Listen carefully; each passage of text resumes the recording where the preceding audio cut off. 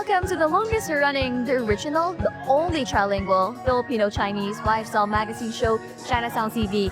I'm your host, Candice Tan. 您现在收看的是推动电视台。Can we keep a secret? Because something absolutely bold, steamy, and exciting is happening here at SM Mall of Asia. I am currently at Shaburo 21, where the hottest K-pop hotpot hangout in the season is taking over with bold flavors, steamy bites, and non-stop Korean bites. The energy is electric and the aroma? Absolutely irresistible. This is not just any dinner, it's a full-on Korean hotpot that you would surely enjoy. So come with me as I show you the exclusive look here at Shaburo 21.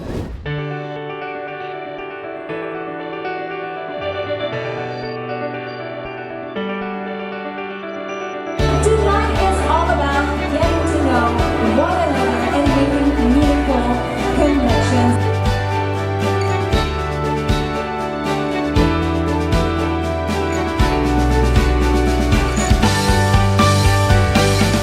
Began with his brother, Mr. Dan. And honestly, it's truly an inspiring brand because he saw the need for Koreans to not only have a place to dine by themselves. Because you know how in Korea, their culture is that they would go to work, go home, eat by themselves. He saw that need and sought to fix it. So he created this brand so that people would have a place where they can enjoy hot pot by themselves. And you still keep a secret. That's the thing. What's that secret that you guys want to keep? Because from this point on, after our grand opening, we plan to have a kulo every now and then. We will have like tomorrow for our lunch and dinner diners. We will have Mr. O giving the bouquets. Personalized bouquets to everyone who will come in. So you'll never know what's gonna happen. Yes, you'll never know what's going to happen when you come here and dine. But that's also something that we want to have. We want the people to see that when they come here, you don't only have food, you don't have just good food. We want to add extra value. Wow. You come here, you eat, and you don't know what you're gonna get.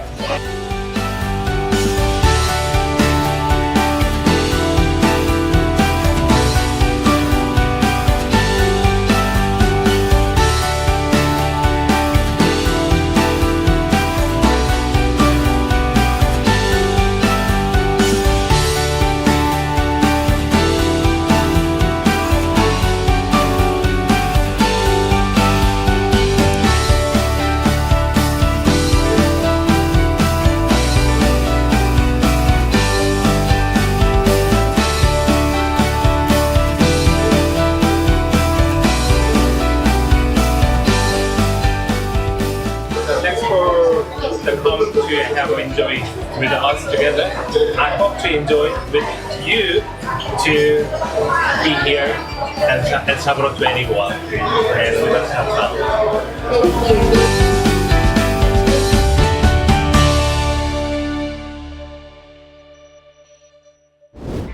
Sa gitna ng mabilis na pagbabago sa mundo, muling pinatunayan ng China ang paninindigan nito para sa pagkakaisa ng mga sibilisasyon. Sa isinagawang Global Civilizations Dialogue Ministerial Meeting sa Beijing noong Hulyo 10 hanggang 11, tiniyak ni Chinese President Xi Jinping ang suporta ng China sa pagkakapantay-pantay, pag-uusap at pagkatuto sa isa't isa upang maisulong ang pandaigdigang kapayapaan at kaunlaran.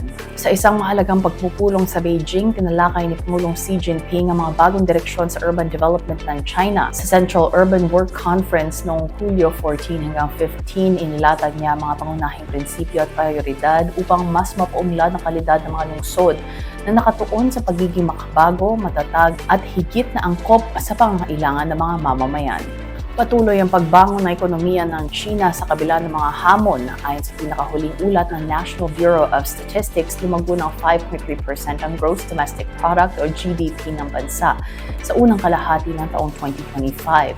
Tinatayang umabot sa 66.05 trillion yuan o humigit kumulang $9.2 trillion ang kabuoang halaga ng ekonomiya mula Enero hanggang Hunyo. Isinasaad sa ulat na nananatiling matatag at may positibong pananaw ang ekonomiya ng China sa kabila ng pandaigdigang kawalan ng katiyakan at mga suliranin ng bansa. Sa layuning pagtibayin ng koneksyon ng mga bansa para sa isang mas maliwanag na kinabukasan, isinagawa kamakailan sa Beijing ang ikatlong China International Supply Chain Expo. May temang Connecting the World for a Shared Future. Tampok sa eksposisyong ito ang 6 na pangunahing industriya mula sa advanced manufacturing hanggang green agriculture. Mahigit 1,200 na kumpanya mula sa 75 countries at organizations ang lumahok na nagpapatunay sa lumalawak na kooperasyon ng mundo sa larangan ng supply chain. Isang makasaysayang tagumpay sa kalawakan ang muling naitala ng China. Matagumpay na nakadock ang 𝐾𝐄9 cargo ship sa China Space Station noong Hulyo 15 at agad namang nakapasok ang 3 Chinese astronauts na bahagi ng Shenzhou 20 mission. Bitbit ng cargo ship ang maahalagang supply gaya ng pagkain, propellant at kagamitan para sa mga eksperimento. Bahagi ng patuloy na pag-unlad ng China sa larangan ng manned space program. Ang eskolar mula sa Chinese mainland ang bumatiko sa bahayag ni 𝐼𝐼𝐻𝐾𝐄 tungkol sa pagkakaisa sa Taiwan. Ayon kay Lee Chang-kwang ng Beijing Union University, ang talumpati ni Lai noong Hunyo 24 ay puno ng maling impormasyon at layuning palalain ng tensyon sa pagitan ng mainland China at Taiwan. Natikos niya ang umano'y 10 kamalian sa pahayag ni Lai at sinabing ang ganito mga talumpati ay nagdudulot lamang ng kahihiyan sa lider ng Taiwan. Welcome back. You're also watching Chinatown TV with me, your host, Isa Chong. China's rich cultural heritage spans over 5,000 years at sinasabing isa ito sa pinakamatanda at complex cultures in the world. With its unique customs, traditions, and practices, China has a lot to offer to those who are interested in exploring its fascinating culture. As we delve deeper into the vast and diverse culture of China, ating kikilalanin ang kanilang mayamang kultura na nagpasalin-salin na sa mga henerasyon. From traditional Chinese medicine to the art of calligraphy, there is much to explore and learn about. Join us on our journey to uncover these fascinating aspects of Chinese culture and more as we delve deeper into the wonders of this ancient and diverse civilization. Narito ang isang espesyal na panayam kasama si Pangulong David Adiang ng Nauru, isang makabuluhang pagkakataon kung saan isinabuhay niya ang kanyang personal na paglalakbay pabalik sa kanyang mga ugat sa Guangdong, China. Simula na maibalik ang diplomatikong ugnayan ng Nauru at China noong Enero 2024, lalong tumibay ang relasyon ng dalawang bansa, lalo na sa larangan ng disaster prevention, edukasyon at cultural exchange. Sa eksklusibong edisyong ito ng Leaders Talk, ikinuwento ni Pangulong Adiang ang emosyonal niyang karanasan sa pagbisita sa bayan ng kanyang lolo sa tuhod at ibinahagi rin niya ang pananaw sa mas malalim na ugnayan ng Nauru at China. Pati na rin ang kahalagahan ng pagunita sa kasaysayan ng digmaan sa pamamagitan ng isang Remembrance Day. President Adiang, it was such a great pleasure to see you again and welcome to come back here on Leaders Talk. Good to see you again, Esther. It's a great moment to be here. It is. How do you feel right now in this village where actually your great-grandfather has once lived here, right? It's been a while, and it's quite an emotional, unforgettable, very moving moment. I had some goosebumps coming in on the car ride and seeing all the village out here waving, smiling, welcoming us. Yeah. The reason that we are here is because of your connections with this land.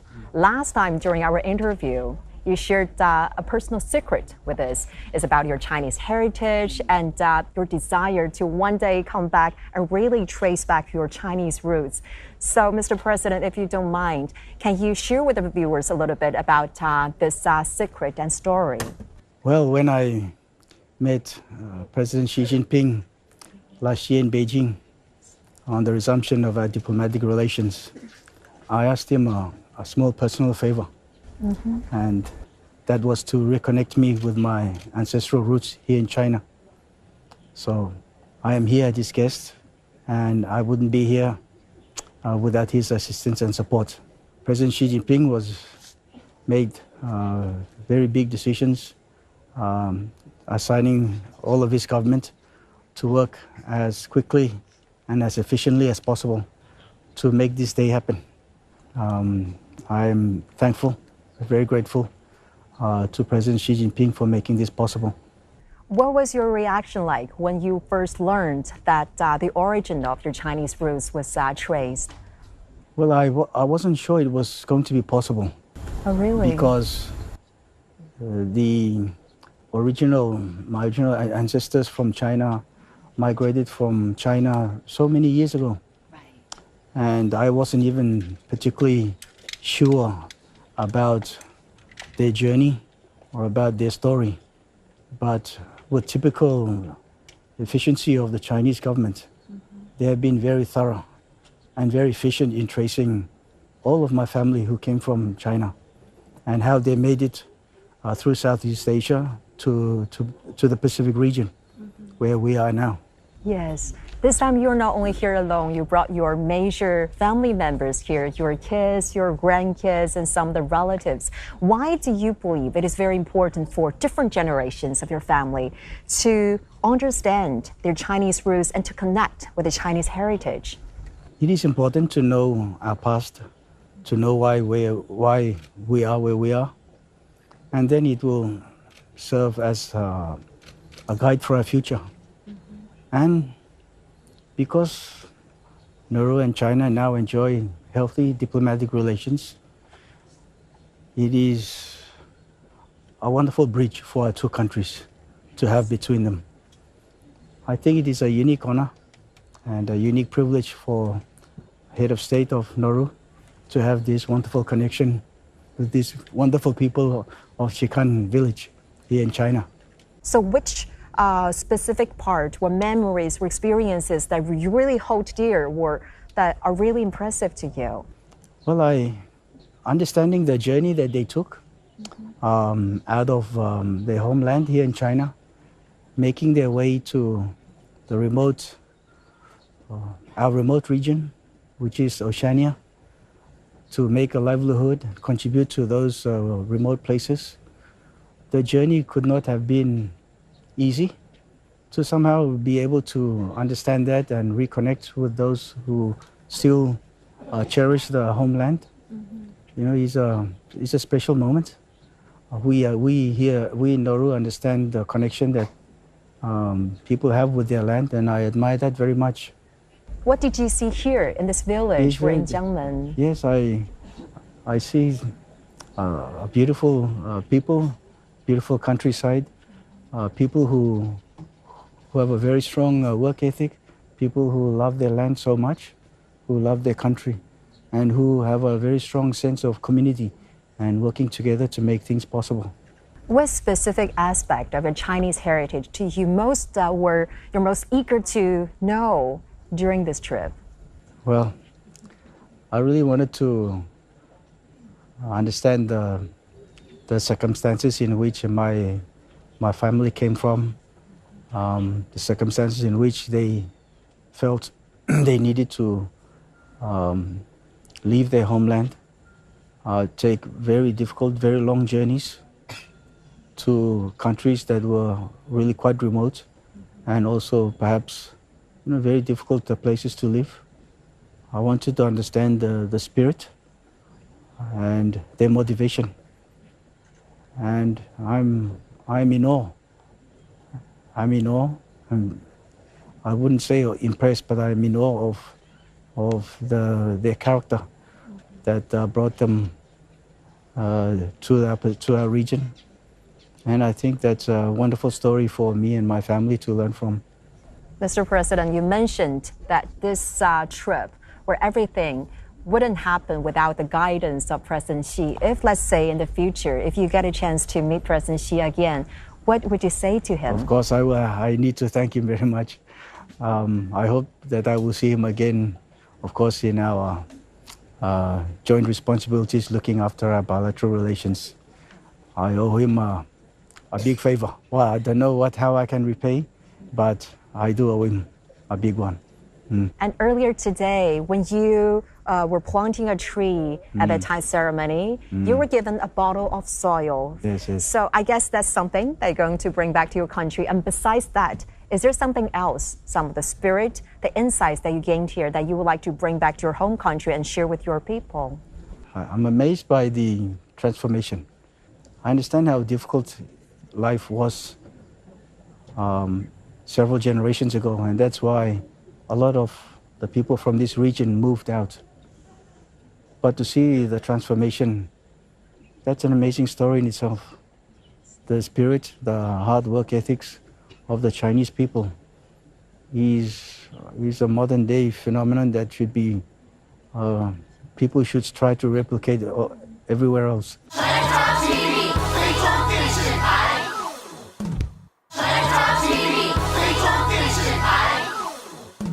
Mr. President, and since now you already discovered that your origin belongs to the big 𝐷𝐶 family, when I see you taking this photo, right, with your not only your family and also the extended relatives, so yeah, at that moment it really is feel that love really goes beyond borders. People in Nauru and China because of this very special bond. How do you feel about that moment? Yes, the world is not so big anymore. To think that before today we didn't know each other at all, but now we are going to be communicating by WeChat to keep the families connected. Yes. And my daughter, who will be schooling out of Beijing in a couple of months, she will be responsible for staying connected and bringing the two families closer together. And I saw you holding the hands of this old lady. She's an extended we're relative. Calling her Granny. Yeah. Were you excited or touched to see her? Yes, and what did you course. tell her? Oh, well, it's good to know her. And I hope that they will welcome us back again and again, because we really want to be close to our family on this side of the world. Both in our conversation this afternoon and just now, you mentioned that you want to come back. You want to bring your families and the younger generation to come back. What kind of, what part of China that are you really interested and have the special bond with? I guess fate put me here to bring our two countries together. There is a lot that we can learn from China, not just us, the people of Nauru, but the world. Well, I'm the president of Nauru, and I think my job is to learn as much from China as we can, not just to obtain what support that they can give us for development, but just basic values as well. The things that drive the Chinese people to contribute so much to their society, to allow themselves to transform their whole society from in the hundreds of millions out of poverty to one of the most developed countries in the world now. I want to learn about how a people can rise out of such difficulties and become leaders in the world. We are a small country, but I think we may find important lessons in that experience. And what are some of the insights that you envision incorporating into your work as the president of Nauru, maybe especially enhancing bilateral relations after this trip? And that is, I think, our mission as two presidents, myself and President Xi, to build bridges between our two governments and our two peoples, to bring us closer and have a common future. And that is also seems to be the world vision that he has for a common future for humankind. So you really felt this community of shared future for mankind proposed by President Xi from your own experience? He means what he says. The people who work for him, they share that vision and they work for that vision. That's quite inspirational. That we're not just talking about a few dozen people, we're talking about 1.4 billion people who believe in that vision, who work towards that vision. That's inspirational. He has the full respect of his people. That allows him to do a lot for China, because 1.4 billion people that he can use to drive China to make it a stronger country. And yesterday when you were at the museum, the ambassador was introducing the Chinese traditional medicine, the acupuncture to you. And suddenly, I think you know it, you've experienced the Chinese acupuncture, Well, there right? was a Chinese traditional medicine team that came to Nauru earlier this year. Yes. And I had a very big problem after lifting some weights in the gym. And I had a big problem with one of my ribs. And it got so painful, I couldn't get up properly. But I managed to get to the hospital. And the Chinese lady stuck a few pins in there. The needles they put it needles? in. Yes. Yeah, and I walked out there just normal. Oh, and I was back really? in the gym the same day. I don't know what she did, but it was close to a miracle because I was taking painkillers that weren't working for me. That's amazing. So yes, I'm encouraging the ambassador to bring over a team that can be stationed permanently in Nauru for the longer term. It's been about a year and a half since the resumption of the diplomatic relations between China and Nauru. So what do you consider are some of the major progress made throughout the time? You should come and see for yourself in a few years. China will be transforming Nauru. When I had my bilateral meeting with President Xi last year, Right. we talked about delivering what he called early harvests Right. in our relationship. We will deliver early harvests in the coming years. I think some of them are already showing or has been, Yes, right? that's the main one. Yes, this is one. The ceremony that you attended not long ago Yes. is the China-supported sports center. Yes, that Yeah. will transform the sporting landscape for Nauru. But they're also completing the new port and also the new solar farm that will take us to 50% renewable. Right. Well, about this sports center, because I saw some local people say this is not only a groundbreaking for this construction project, it's also, the long-term stream of local people Yes. broke ground. And I guess, Mr. President, because you described it as a catalyst for transforming Nauru into a regional sporting powerhouse and also in boosting the well-being of your people. So as the president of Nauru and also an avid sports fan, this must hold special significance to you, right? Yes, it does, because Nauru has one of the very poorest health statistics in the world. We have some of the highest obesity rates, diabetes, and hypertension as a result of our lifestyle. I see that as a tool for transforming our own society. From a people plagued by lifestyle diseases to maybe people who can be very proud of their new, healthier lifestyle. And that can be a beacon not just for us, but also as a result of our relations with China. And you have described the climate change as one of the gravest challenge to your people. And this time during your trip, you visited the China PIC Center for Disaster Risk Reduction Cooperation. So based on the insights that you gained here, what potential do you look forward to enhance cooperation with China to deal with those climate change related challenges? Well, I did see that they have a very good training facility there. And I did also see that they have students from Oceania, they are from Papua New Guinea, Right. Solomon Islands and Fiji, but not from Nauru. So we have to improve that. You want to send your people to study here. Definitely. Well, last March, when you met President Xi, he emphasized that treating others on equal footing is the defining feature of China's diplomacy. And now, when you look back on this 1.5 years of resumption of diplomatic ties, so how has your perspective and understanding evolved about President Xi's emphasis on this very distinctive characteristics of China's diplomacy? Yes, we are treated differently when we come to China than when we visit other big countries around the world. We are treated here in the same way as China treats the biggest countries. They recognize everybody equally. And I think that's a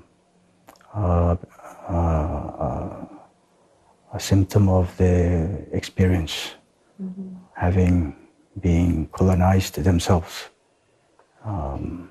Having that colonial experience gives them an insight into how smaller countries feel. And we appreciate that very much. And now when you look back on this decision to restore diplomatic relations with China, which was based on recognizing and adhering to the One China principle, so how do you reflect the decision made back then? We made the right decision.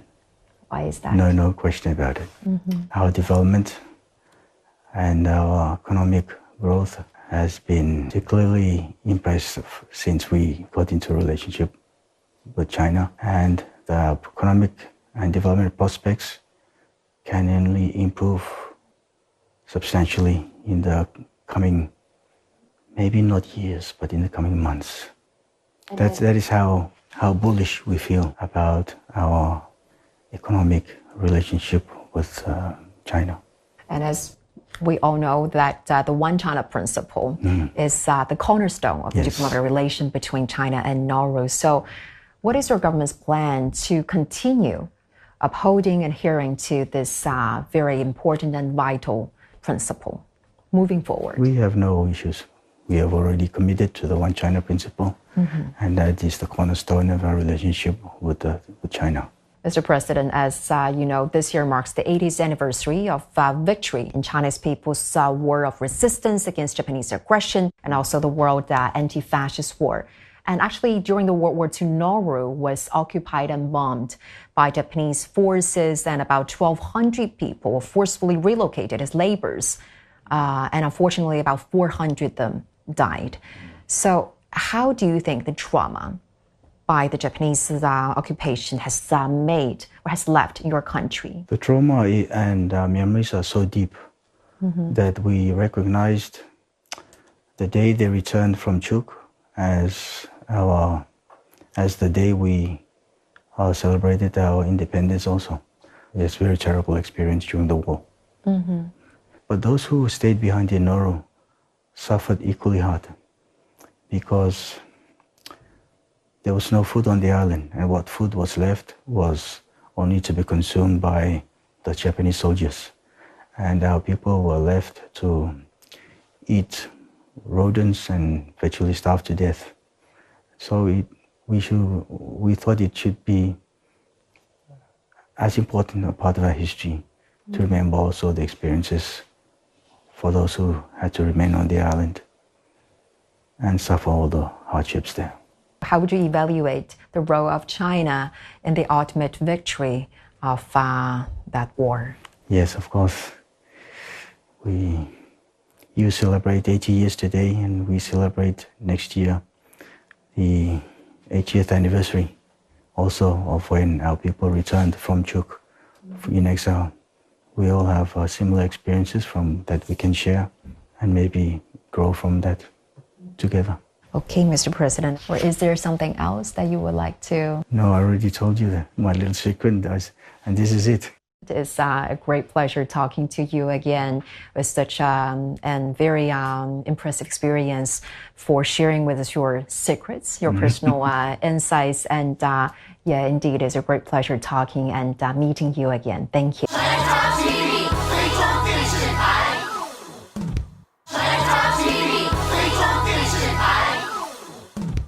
You are still watching Chinatown TV. I'm your host Candice San. 您现在收看的是非中电视台。Recently, we witnessed a remarkable event, the grand reopening of PARC Foundation Building, spearheaded by Globaltronics in partnership with Mr. and Miss Chinatown Philippines 2025. And here are the highlights of that event.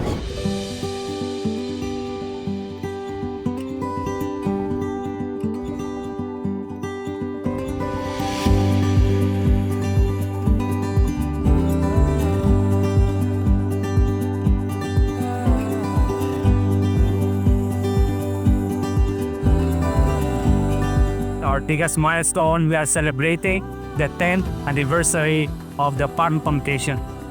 As you know, the PARC Foundation mission is to help the underserved communities of San Juan.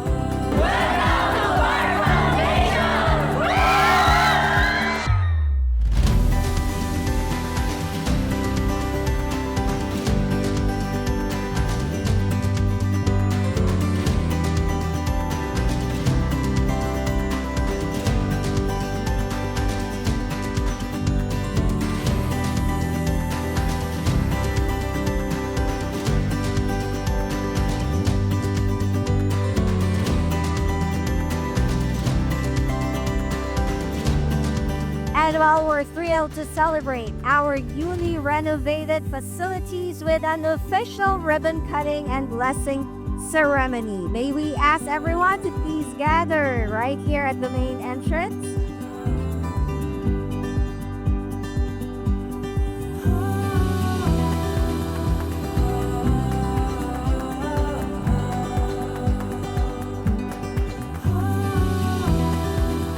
We have come so far. So today, PARC is more than just a foundation. It's a sanctuary, a source of hope, a testament to the enduring power of the human spirit. But the journey doesn't end here. With your support, with your generosity to be members of a growing PARC community of givers, we can go farther. We must go farther together.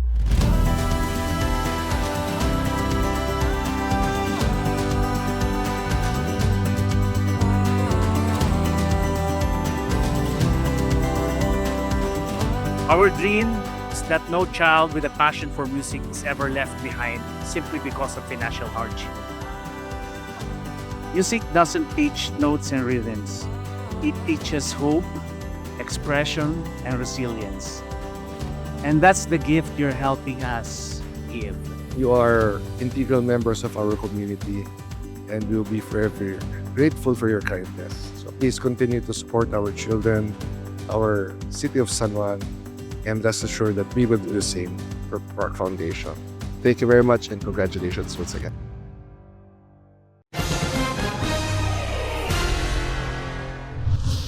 The Fu-Lin Seafood Restaurant held a grand opening ceremony.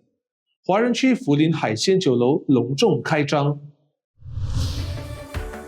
2025年7月9号上午，坐落于马尼拉华人区的福林海鲜酒楼隆重开业。新上任的马尼拉市长莫仁诺、副市长亚典莎以及该酒楼东主等主持剪彩仪式。非华友好人士、政商界要员等出席开张仪式。活动在祥狮献瑞的欢乐氛围中揭开序幕。由莫仁诺市长吴明芳、𝑐ℎ𝐼𝐸、蔡在炼、施天补为祥狮纳福。莫仁诺市长在致辞中表示，该酒楼的创建为华人区增添了一道亮丽的风景。主持当日开张剪彩仪式的嘉宾包括市长莫仁诺、副市长亚典莎、东主𝑐ℎ𝐼𝐸、施希超、蔡在炼、施天补、郑汉哲、王颖。随后举行了放飞气球仪式，然后由施明静和吴明芳为酒楼揭幕。非中电视台主持人陈静瑜担任司仪。福林海鲜酒楼共有3层用餐区，包括1楼开放式餐厅，可容纳50位以上客人同时用餐；2楼共有9间独立 VIP 包厢，包厢装修豪华舒适，每间均配有卫生间。最大包厢有容纳20位客人的大桌，以及其他大小不等包厢，可以满足不同需求的顾客。3楼用餐大厅可摆放20多个大桌，同时提供200人以上用餐，非常适合中小型生日、庆典、社团等聚会。大厅备有超大 LED 荧幕及音响。该酒楼聘请来自福建经验丰富、厨艺高超的厨师主理，烹饪最正宗、最地道的闽南菜，其中主要原料均来自中国，确保口味与品质。该餐厅开放期间均9折优惠。非中新闻台综合报道。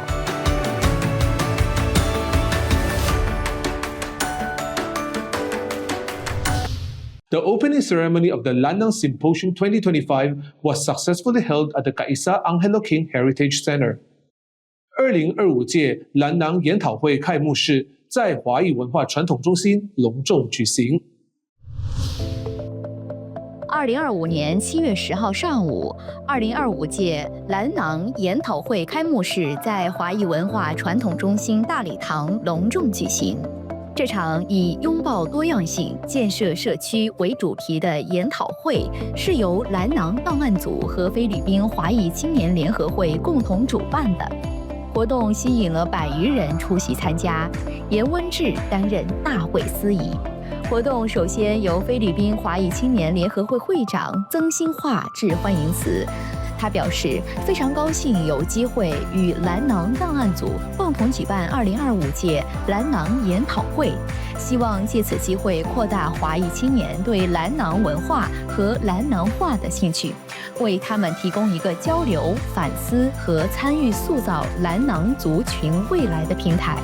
兰囊档案组创始人黄景顺在致辞中表示，举办本次研讨会旨在让人们跨越世代、地域、经历，重新与自己的根联系起来，庆祝兰囊多元化的背景，表明多样性是值得拥抱而不是隐藏的，提高兰囊话的知名度，欢迎那些感觉已经脱离自己文化的人回归，并展望兰囊族群的未来。本次活动亦向那些经济比较困难的个人提供资助，让他们能够参加这一场致力于探索兰囊文化、身份、领导力和社区建设的研讨会。开幕式结束后，马上进入第一场主题演讲，由施温玲为大家讲解，以区域视角解读兰囊的历史。兰囊的潜力在于其概念的广泛性，它不仅涉及多样性或不可简化的异质性，还涉及基于共享和可分享经验的共性。最重要的是涉及种族或民族、文化、国家和地区内部和外部的团结。为期3天的研讨会将包含16场会议，融合学术见解与基层参与。研讨会每日主题经过精心策划，以体现多元议题这一主题的不同方面。第1天将探讨同一传统、多元根源；第2天将深入探讨同一语言、多元风格；第3天将庆祝同一民族、多元体验。这些主题旨在鼓励参与者拥抱兰囊族群与生俱来的多样性，帮助他们成为兰囊族群未来的领导者和贡献者。非中新闻台综合报道。菲律宾中正学院校友总会族庆客团赴台北出席参加母校台湾校友会新届就职。The Chiang Kai-shek College Alumni Association Incorporated organized a delegation to attend the new officers induction ceremony of the CKSC Taiwan Alumni Association. 菲律宾中正学院台湾校友会于2025年5月31号中午，嘉新潮园水源馆举行第6届理事会职员就职典礼。应台湾校友会之邀，菲律宾中正学院校友总会组织庆贺团，由会长施纯勇担任团长，副会长施玉娥、卢垂顺及李秀美担任副团长，共同率团出席参加。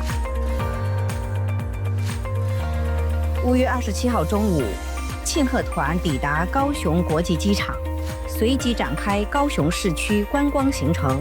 晚间有台湾校友会新任会长马国昌设宴欢迎庆贺团全体成员。随后几天，庆贺团继续游览高雄市及台南市，并于5月30日抵达台北。5月31号中午，庆贺团出席台湾校友会第6届理事会职员就职典礼。当日会场灌溉云集，宾朋满座，场面盛大空前。台湾校友会名誉会长许美美担任大会主席，并致欢迎词。他感谢校友会团队成员的辛劳与付出，使其得以顺利完成任内的会务工作。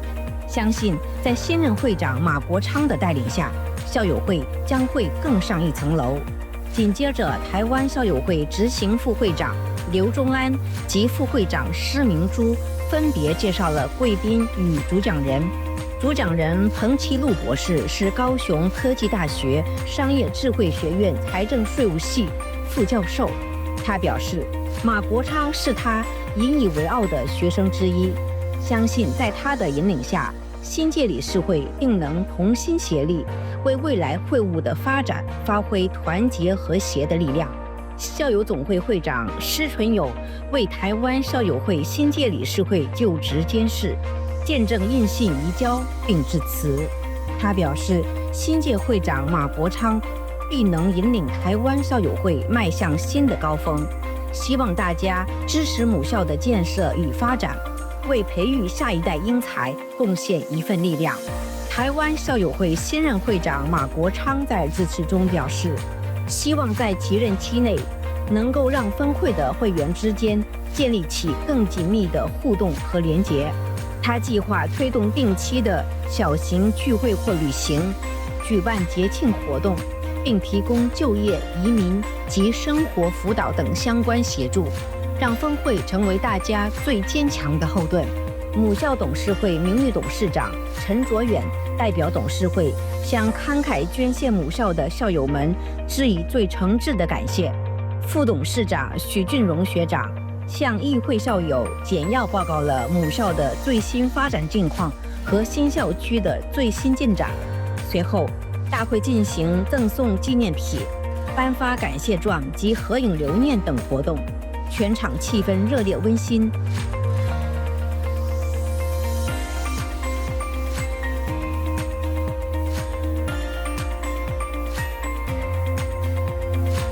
副会长蔡炳坤致谢词，对所有嘉宾及工作人员的支持与参与表达诚挚感谢。最后，由副会长陈华南主持抽奖活动，为现场增添更多欢乐气氛。6月1号，庆贺团圆满结束台湾之行回国。Chinatown News 非中新闻台综合报道。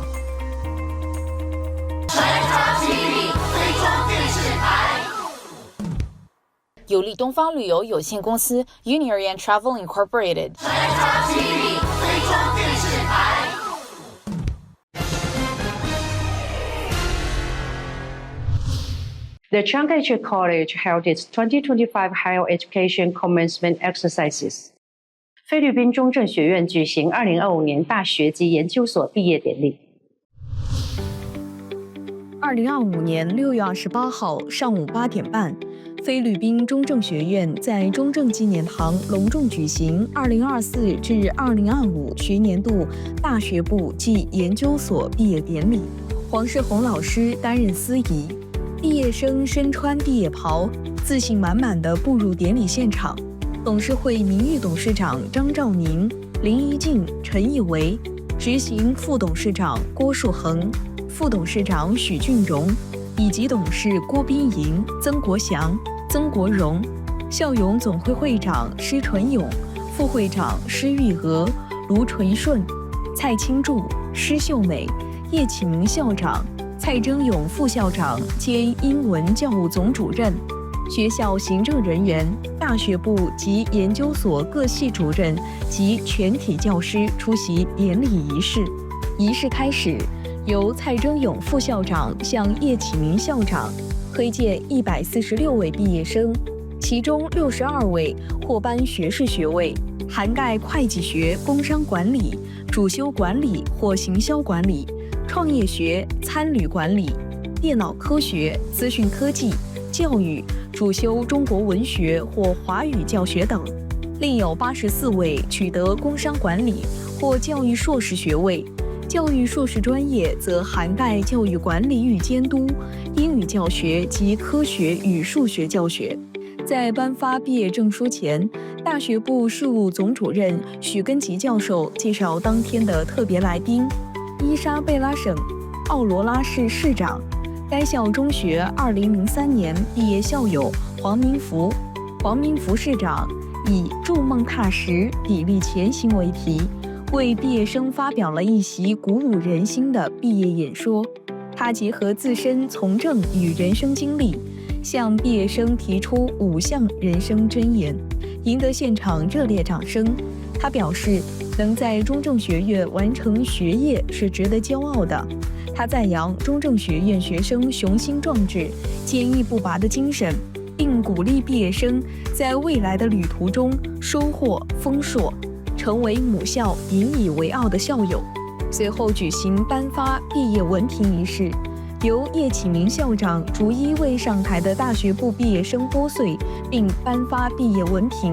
接下来，应届硕士毕业生一一上台，由蔡征勇副校长先为他们戴上领巾，再由叶启明校长拨穗及颁发毕业证书。随后由董事会各位董事颁发优秀毕业生奖状、奖章以及奖金。中文教学系第1等荣誉奖毕业生邱美安代表毕业生致谢词，他感谢老师们孜孜不倦的教诲，感谢家人默默地牺牲自己的梦想，成就自己的未来，也感谢朋友们在交卷前的泪水以及考试后的欢笑。随后由李巧玲同学带领全体毕业生宣读誓词，并由曾金星同学代表全体毕业生捐赠奖学金回馈母校，感谢母校多年来的培育与照顾。接着，中正学院校友总会会长施传勇发表简短谈话，除了恭喜各位毕业生完成学业外，也代表校友总会诚挚欢迎大家加入中正校友总会的大家庭，期待未来在各项校友活动中与大家相见。典礼尾声，毕业生齐唱校歌，为这场隆重的毕业典礼画下圆满的句点。非中新闻台综合报道。The Manila Valenzuela Businessman Lions Club held a ribbon-cutting ceremony for the completion of the Lions Club building and inauguration ceremony of the 9th to 10th batch of club members. 马尼拉苗人瑞拉商人国际狮子会举行会所剪彩暨第9连10届职员就职典礼。2025年7月13日上午，马尼拉苗人瑞拉商人国际狮子会会所剪彩仪式热闹启幕。活动现场，祝福的条幅随风飘扬，花团锦簇，鞭炮轰鸣，彩带纷飞。主礼嘉宾携手剪下红绸，掌声、欢呼声交织。会所的建成不仅为师友搭建交流服务的新平台，更承载着传承公益精神、凝聚爱心力量的使命。它将化作坚实阵地，助力狮子会在扶危济困、社区服务等道路上大步迈进，续写温暖篇章，成为师友与社会共筑善意的闪亮窗口。当日晚上，马尼拉苗人瑞拉商人国际狮子会第9连10届职员就职典礼在东海皇宫大酒店宴会厅盛大启幕。华社代表、新闻媒体及众多师友，全场超600余位嘉宾齐聚，共同见证这一重要时刻。现场高朋满座，盛友如云，喜气洋洋，氛围十分热闹。典礼伊始，司仪蔡明志师兄恭请主宾席嘉宾就座，随后祥狮献瑞、灵动雄狮为典礼拉开活力序幕。紧接着，全体新届职员和马尼拉洲际国际狮子会庆贺团成员有序入场，开启传承与担当接力。待会员入场完毕，大会主席王志新师兄鸣钟宣布典礼正式开始。随后，全体肃立依次奏响菲律宾与中国国歌《狮子会会歌》，庄严旋律凝聚信念，传递热忱。随后，许淑山师兄上台隆重介绍主宾席嘉宾。大会主席王志新师兄登台致辞，为典礼开篇，阐述使命与愿景。致辞后，会所落成视频呈现与历届慈善活动图片展示，回顾过往历程，彰显服务精神传承。宣誓就职环节，马尼拉苗人瑞拉商人国际狮子会新届全体执会员上台就位，名誉会长黄良波师兄担任监事员。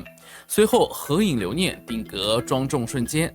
紧接着进行交接钟锤仪式，现任会长许明志、许淑山、王志清师兄将交接锤移交于新一届会长蔡玉朗、蔡洪朝、林诗礼师兄。嘉宾上台共同合影，铭记这一传承时刻。在典礼进行中，名誉会长黄良波师兄以监事员身份发表信诲，他结合狮子会的核心宗旨，强调新届职员在公益项目中既要保持热情，更要注重实效。随后，新一届会长代表蔡玉朗师兄上台致辞，他在讲话中感谢历届会员的共同努力，搭建了马尼拉苗人瑞拉商人国际狮子会这个团结师友、济困扶弱的公益慈善平台，并对新届工作进行展望。新届联合会长林诗礼师兄上台隆重介绍主讲人，菲律宾华社知名侨领蔡友宁先生。主讲人蔡友宁先生在致辞中充分肯定了马尼拉苗人瑞拉商人国际狮子会自成立以来坚持不懈地推动慈善公益事业的发展，他期待新届会员再接再厉，再创佳绩。在嘉宾致辞环节，国际狮子会前国际理事、指导员苏建荣师兄、旅非各校友会联合会主席杨安雄先生、苗人瑞拉厂商联合会理事长许天恩先生、马尼拉洲际国际狮子会会长严怀德师兄等依次上台送出祝福，从不同角度为典礼注入启发与期待。随后进行赠送纪念品环节，由创会会长、永远名誉会长、名誉会长、会长赠送纪念盾牌与大会监事员、主讲人和致辞嘉宾。领导们还与马尼拉洲际国际狮子会互赠纪念品，并接受其捐赠福利金。紧接着，会领导上台祝酒，共庆典礼开启新篇。蔡洪潮师兄致答谢词，向所有参与者支持典礼的同仁致谢。由凯翼汽车菲律宾总代赞助的抽奖环节为典礼画上欢乐句号。此次就职典礼是马尼拉苗人瑞拉商人国际狮子会传承服务精神、开启新城的重要标志。师友们将带着使命与热忱，在公益服务道路上继续前进，书写更多温暖篇章。Chinatown News 非中新闻台记者燕乐天综合整理报道。有利东方旅游有限公司 𝐼𝐻 Travel Incorporated。The Office of Civil Defense, FFCCCII, Association of Volunteer Fire Chiefs and Firefighters of the Philippines, and Manila Chinatown Barangay Organization held a symposium on disaster awareness and preparedness, as well as a simulation drill of disaster response and evacuation in case of earthquake. 民防办公室、非华商联总会、非华消防队员联合总会、马尼拉华人区苗龙牙委员会联合举办灾害意识和防备培训研讨会，并举行首次地震灾害应急救援演练。2025年7月6日，菲律宾政府民防办公室、非华商联总会、非华消防队员联合总会和马尼拉华人区苗龙牙委员会联合举办一场灾害意识和防备培训研讨会，并举行首次地震灾害应急救援演练，以增进民众的灾害意识和防备技能。当天中午12点半，消防队灾害救援设备展示在商总大厦7楼举行。民防办领导、商总副理事长陈章成、非华消防队员联合总会会长王胜惠、永远荣誉会长吴炳祥、市议员刘少强等领导共同为灾害救援设备展剪彩。下午1点，地震灾害防备的专题讲座在商总大厦7楼举行，700多人出席讲座会。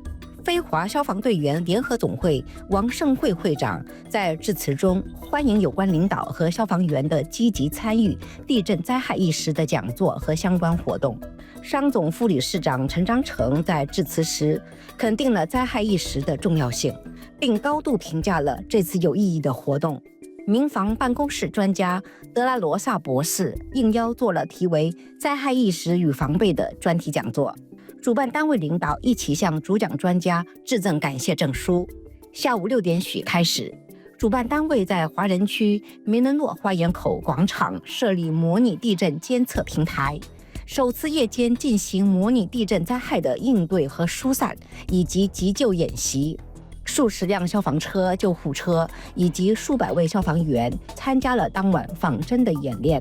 第3区市议员刘少强和市议员扎尔卡尔出席并致辞，近1000人观看了当晚的演练。Chinatown News 非中新闻台综合报道。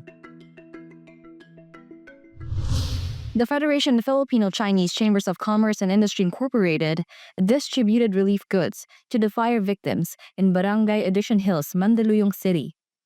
非华商联总会向曼德鲁勇市 Addition Hills 苗龙牙火灾灾民分发赈济物资。7月初旬，万拉渔央市苗龙牙一处贫民窟发生大火，导致7人受伤，250间民房被焚毁，900户家庭的2280人无家可归。此次火灾灾情严重，造成极大财产损失，受灾户日常生活一时陷入困境。非华商联总会理事长林荣辉获悉灾情后，立刻指示福利委员会和社会责任委员会，第一时间配合万拉余央市非华商会，向受灾家庭捐赠合计600包5公斤装大米、24箱罐装沙丁鱼，以及200双由副理事长兼社会责任督导，以及万拉余央商会名誉理事长王连桥企业所生产的几笔牌运动鞋，缓解他们的燃眉之急。7月7号上午，万拉余央市苗龙崖负责人在万拉余央市非华商会名誉理事长洪于博和许天明陪同下，前来商总接收该批捐赠物资。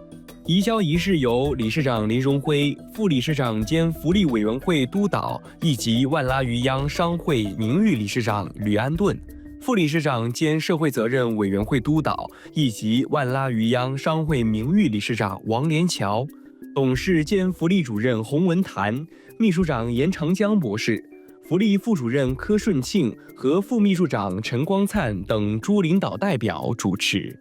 移交仪式完毕后，商总帮忙把该批物资运送至当地苗龙崖办事处，并第一时间分发给灾民。